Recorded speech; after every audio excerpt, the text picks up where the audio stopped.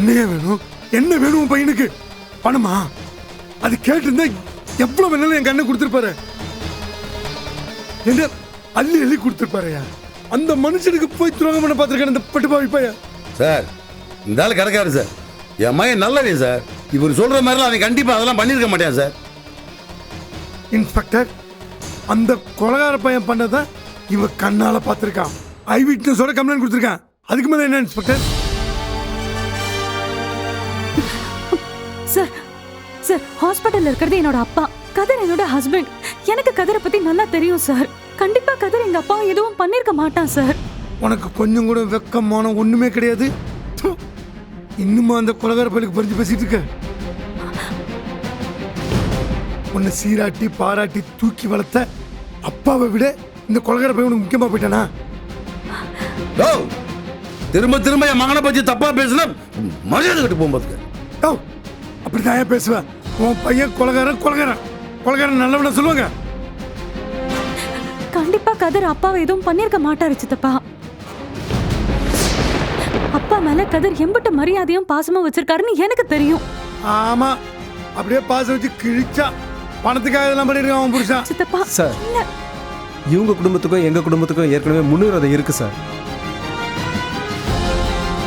அதனால தேவையில்லாம என் தம்பி மேல வீண் பழி போட்டுட்டு இருக்காங்க. இன்ஸ்பெக்டர், நான் சொன்னேன்ல இவங்களுக்கு குடும்ப பகை இருக்கு. அந்த பகையை தீர்த்துக்கிறதுக்கு எங்க அண்ணனை தனியா கூட்டு போயிட்டு கொலை பண்ண ட்ரை பண்ணிருக்கான். இன்ஸ்பெக்டர், இந்த கொலகார பையனை வெளியே விடக்கூடாது. ஆயுசுக்கும் உள்ள கடந்து சாகணும்.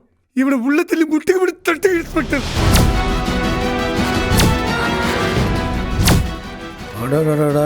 என்ன நடிப்படா சாமி. சார் இந்த ஆள் பேச பாவி பாவி பையன ஒன்னு நம்பினதை தவிர்த்து வேற என்னடா பாவம் பண்றாரு? இன்னைக்கு ஹாஸ்பிட்டல்ல பேச்சு மூச்சு இல்லாம கிடக்குறாடா படுபாவி பையன.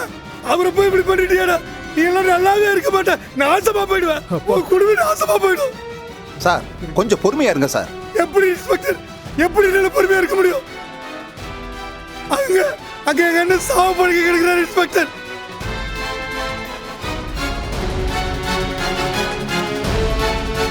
சார் அவங்க அண்ணனுக்கு அப்படி ஆனதுல எங்களுக்கு வருத்தம் தான் சார். சார் நாங்களுமே அவருக்கு எதுவும் ஆயிடக்கூடாதுன்னு தான் சார் சாமியை கும்பிட்டு இருக்கோம். ஏய் ஏய் ஏய் ஏய், பண்றத பையனை வச்சு பண்ணிட்டு நடிக்கிறியாடா? உன் வேண்டுதெல்லாம் எவனுக்குடா வேணும்? சார் தயவு செய்து நீ நம்புங்க சார். என் மையம் அப்படிலாம் பண்ணியிருக்க மாட்டேன் சார். சார் அவன் நிறவராது சார். தயவு செய்து அவனை விட்டுருங்க சார். இன்ஸ்பெக்டர், அவனுக்கு இவனை வெளியே விட்டீங்க பெரிய பிரச்சனை ஆயிடும். அவன் எங்க அண்ணனை கொலை பண்ண முயற்சி பண்ணிருக்கான். கண்ணால பார்த்த எவிடன்ஸ் இங்க இருக்கான்.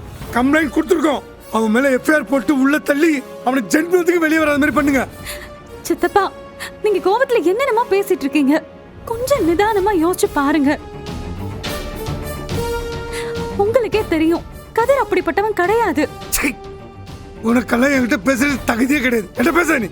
பெத்த அப்பன்னு கூட பார்க்காம கொலகார பையனுக்கு சப்போர்ட் பண்ணி நிக்கிற.